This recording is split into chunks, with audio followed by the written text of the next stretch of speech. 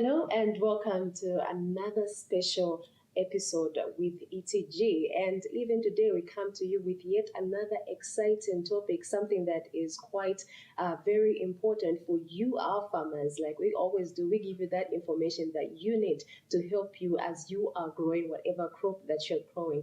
My name is Modifa Kapongwe, and today we are going to be talking about managing diseases in tomatoes, to be specific.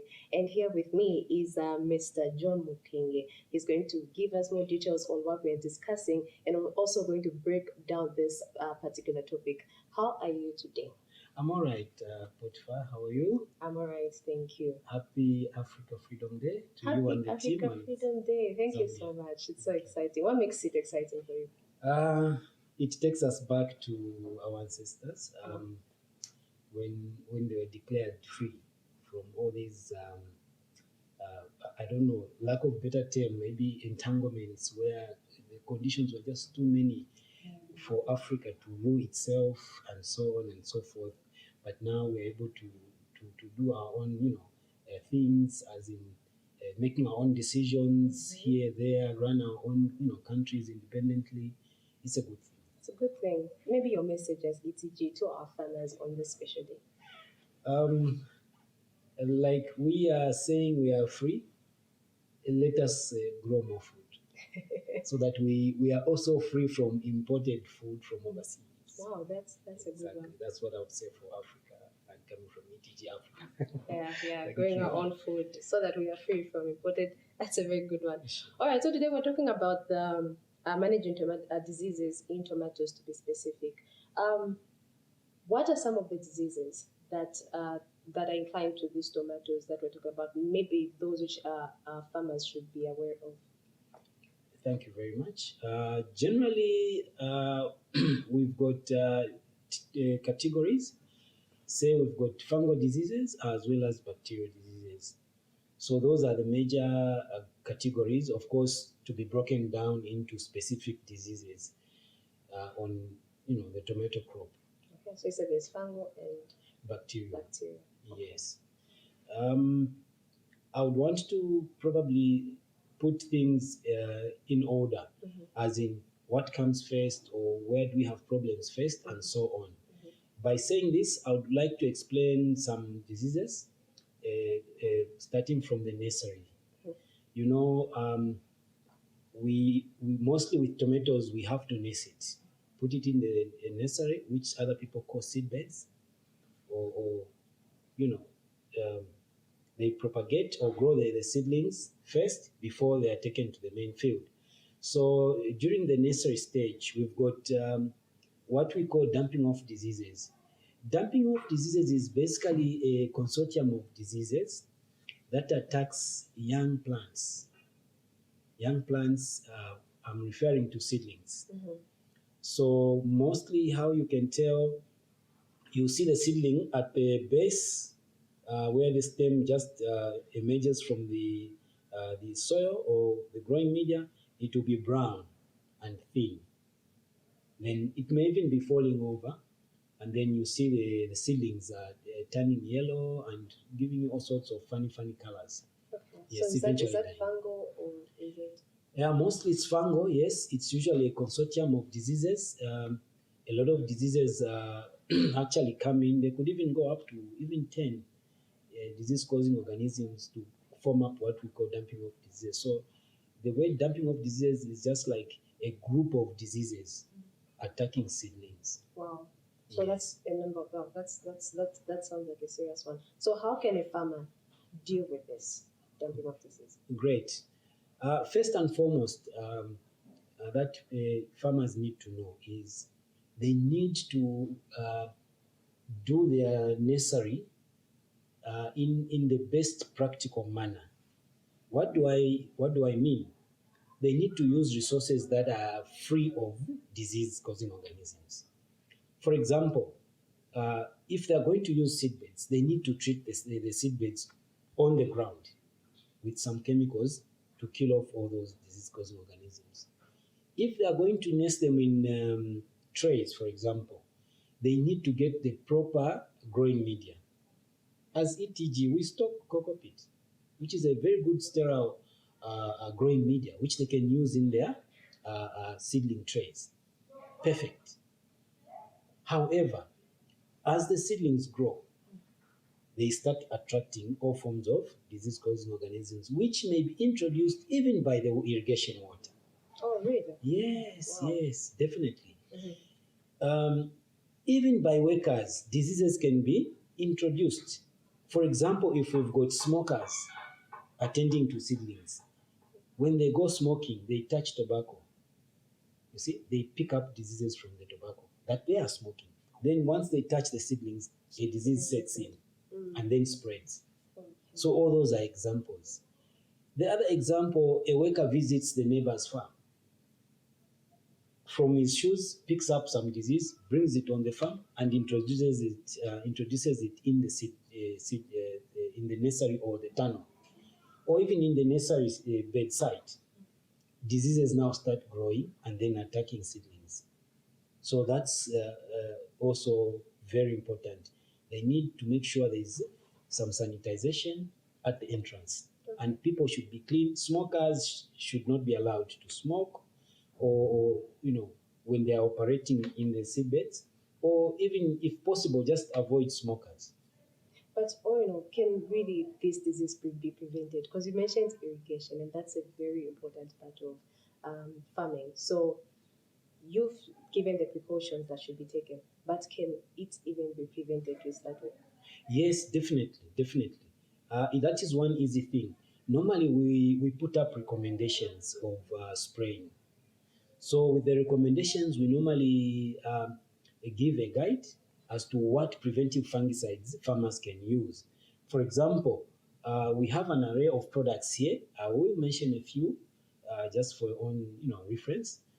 For example, we've got ETG Copox, which is here. This one is a very, very good preventive fungicide. So in instances where, like you put it, for example, irrigation water is the one introducing disease, you can easily use that one to combat that kind of a problem.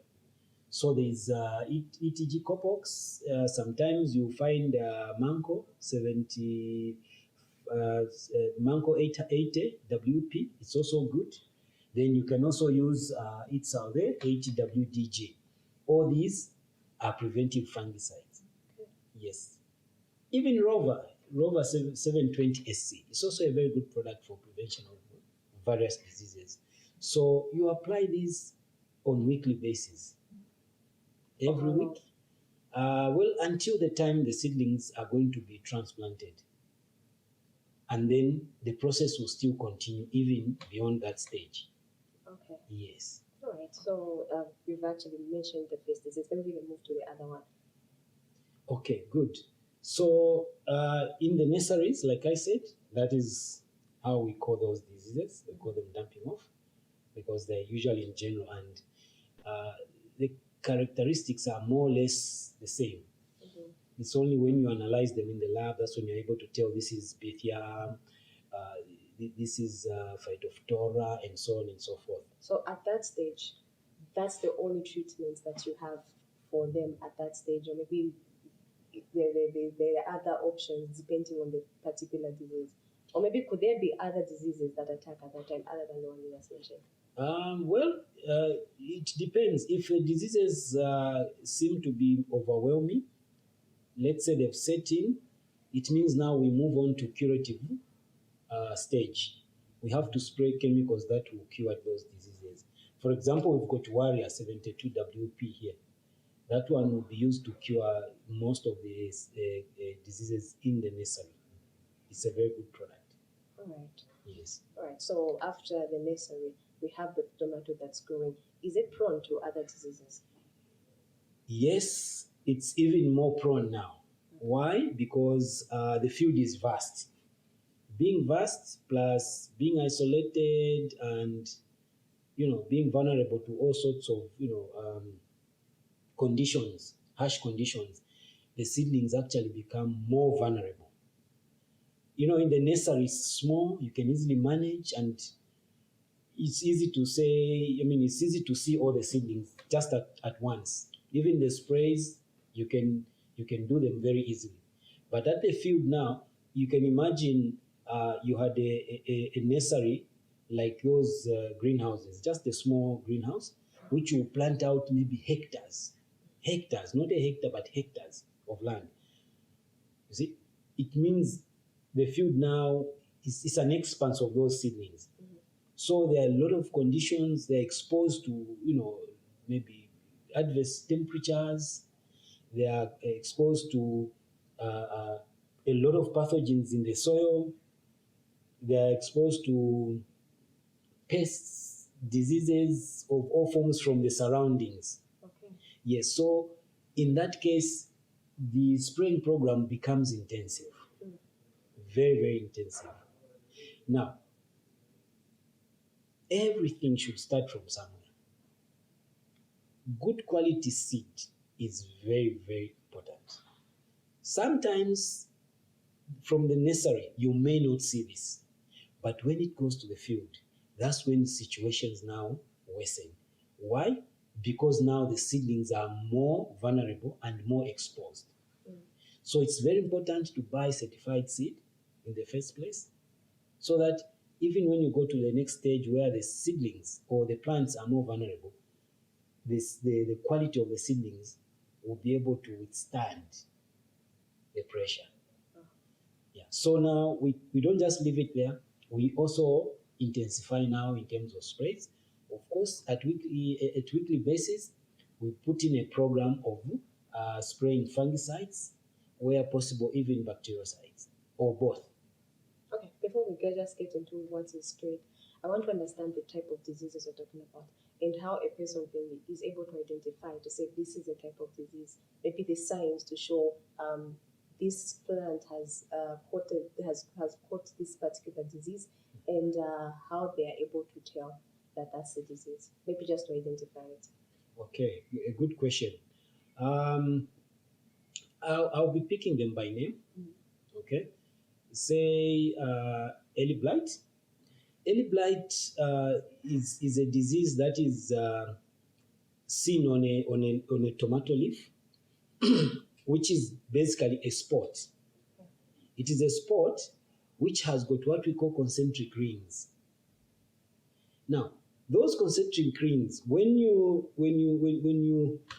turn the leaf against light or the sun, you'll be able to see some lines, shiny lines on the spot around the spot. We call them concentric rings. They go towards the center. So that's why they are called concentric rings. Yes, then you know that is early blight, a fungal disease. It's a fungal disease. Yes. Okay. Then there is what we call late blight. Late blight basically is a disease that attacks tomatoes, and by sign or symptom, you can only see the edges or the tips drying, going inwards. The leaf will actually be dying from the tips going inwards. Okay. Yes. It could even be on the sides, but mostly the tips going inwards. Yeah. So what are the conditions that cause this particular disease? Because there's the early and you said the late. Yes. So what really happens there? Okay. Generally, fungal is favored by high humidity, number one. Number two, high temperatures. The fungal loves it. It multiplies very quickly. Yes. Then the other issue is when the leaves of the plants are touching the ground, for example, they pick up the disease-causing organisms from the ground, from the soil. I would say this in appreciation of the soil. Soil is I think it houses everyone. We have houses which we build using concrete blocks. We use mud bricks. Everyone gets part of the soil to build their own houses. So creatures or organisms like bacteria, fungi, and so on, they are a lot in the soil. That is their home, natural habitat, which is a natural home. So whenever conditions are more favorable on one side or wherever, they will shift camp. Yes? So when I say that, tomato is a favorable crop for them to breed, for them to grow. So once they have a chance to leap or to move on to a tomato plant, as long as all conditions are good, the disease-causing organisms multiply very, very quickly. Okay. Now, as they multiply, they damage the crop, unfortunately. Yes. So that's what happens. So there are fields where they are always wet, the fields are always wet. The plants have got dense canopy. When I say dense canopy, they've got too many leaves, such that even fresh air cannot pass under the plant. It traps a lot of moisture under there, and then the fungi can multiply very quickly. Okay, so that's why I see people are usually advising farmers to trim the leaves. Correct. I'm happy that you're following. Of course I am, and I hope our farmers too are following. So do well to write your comments, and any contribution that you have. It could be a question, your queries. Our team will be able to answer each and every one of those questions. Now let's talk about how you can actually treat those. Very good. So with early blight, we stock our own household product called Protect 25 EW. It's a very, very good curative fungicide. So when you have the disease on the crop, that is what we recommend. It's a very good fungicide. It will actually cure the disease, not prevent but cure the disease. Okay. Yes. For late blight, yes, of course, we have Warrior 72 WP, this one here. It's equally a very, very good product. It's both curative and preventive. So once the disease has set in, it will actually cure. Okay. Yes. I like the fact that you're mentioning it's curative and preventive. So whether you like it or not, just put it there for the sake of preventing or curing if that all happens. Correct. All right, so exciting to hear about the diseases up to this point. And yeah, you talked about the crop growing to that stage. And now we're getting to a stage where we're almost harvesting. Is the tomato, even after putting in all this, can it still be prone to any disease at that point after all the efforts we put in? Yes, my dear. We have diseases like bacterial wilt. Bacterial wilt is a disease mostly that attacks a crop that is like at almost fruiting stage and beyond, sometimes even at fruiting stage itself or beginning. It's a bacterial infection where the stem emerges from the soil, it will be black or brownish. You know, like it was smeared with charcoal powder. Okay. Then you will see plants wilting. Wilting, like they want to dry, especially when the sun is, when it's hot. Then in the evening, the plant will look like it has recovered from wilting. But eventually, the plant will just die off through wilting. Yeah. So with that, normally we recommend, for prevention, we recommend copper sprays, Copoxy, ETG Copoxy for prevention. But then for curative, we have Warrior here. It will help cure the disease. Yes. Okay, thank you. Yeah, so you've talked about the weather. I think I just want to bring in this aspect because we know how the weather affects the growth of these plants. So are there any diseases that attack these particular crops during a particular weather pattern? Let's talk about it being cold, maybe when it is raining or when it is hot. Okay, great. We have diseases like powdery mildew. Interestingly, powdery mildew attacks tomatoes so much when there's high humidity and consistently. Now, when I say high humidity, in the air there's a lot of water vapor and it's there continuously. So the crop will suffer the mildew disease. It's fungal, and how you can tell, when you look at the tomato leaves, they will look like they've been, sprinkled with powder, white powder on it, or on the leaves rather. So you're able to tell this is powdery mildew, and the leaves will be like drying because of that. So now, because of the humidity, that happens. It does happen when the rains are consistently, number one. Number two, even when temperatures are low, because of humidity, because of low temperatures, humidity won't easily, drop. It will always be, the relative humidity will always be high in the environment. So the mildews will grow faster and extensively. Yes. So that is one of them. The other one, During the winter when it's very cold. yes, during the winter, the mildews can be a nuisance. Yes. Then with bacterial wilt, the crop is mostly prone when there's poor drainage, especially when the farmers use manure, animal manure, which is not fully decomposed and is touching, around the stem. So that flooding water will actually transmit the disease to the plants. Okay. Yes. Then we've also got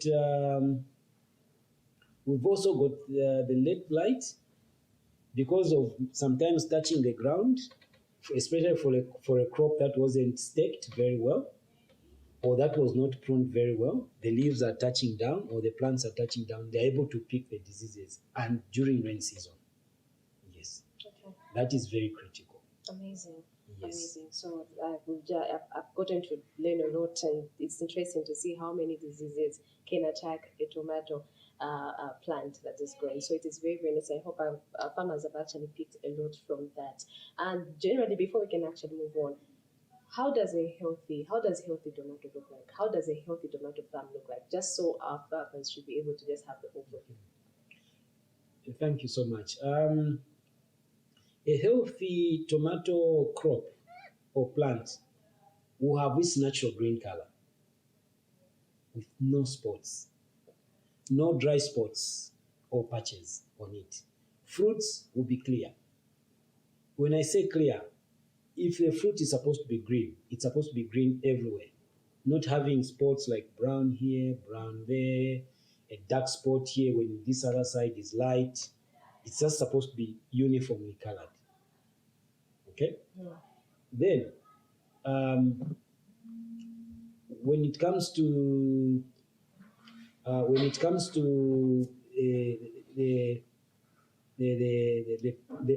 plant itself, it should be able to produce. It should be able to produce according to the stages of growth. Okay? Not a situation where you've got a stunted crop, is short, the leaves look like they are for a sugarcane plant. The leaves should look normal. Not too small, not too big, depending on the stage. Depending on the stage. Exactly. When they have crop, the picture.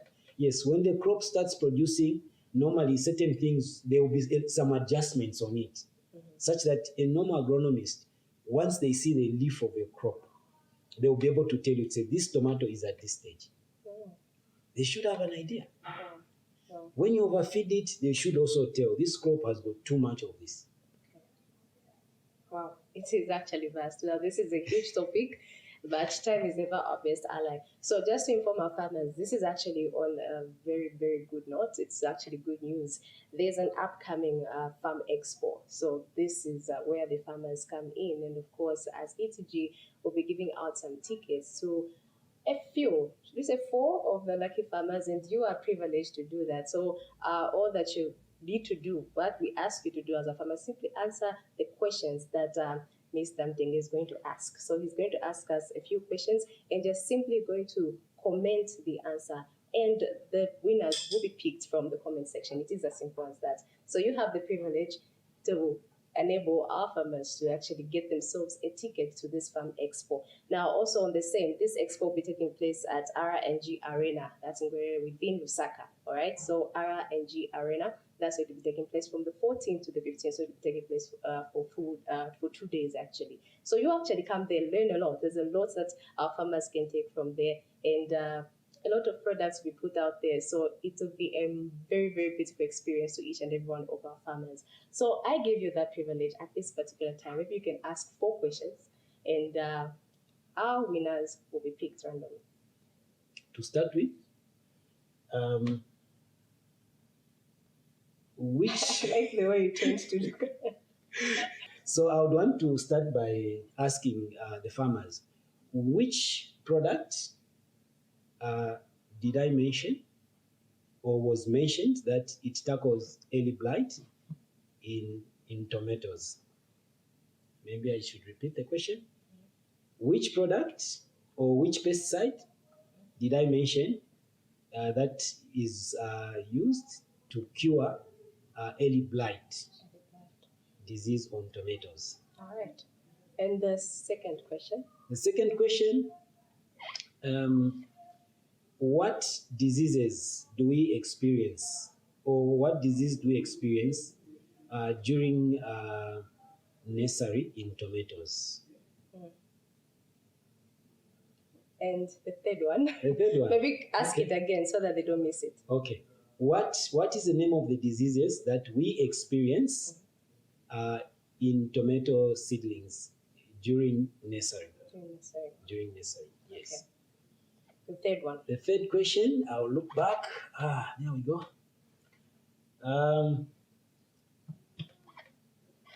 When do we apply Rover 720 SC? When do we apply Rover 720 SC? Okay. And the fourth one. And the fourth already. Oops. We talked about warrior. What disease does it combat, or what diseases does it combat?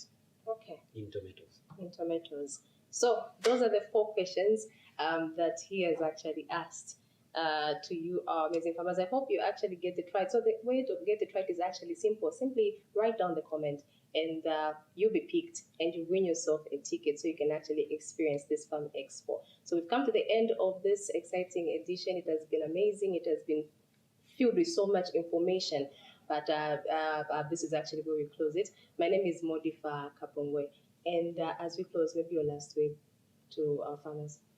Would like to thank all the farmers, the viewers, and we are looking forward to your questions and answers for those who want to attend the expo. And we as ETG wishes all the farmers a happy Africa Freedom Day plus. Thank you so much. Stay blessed, and bye-bye.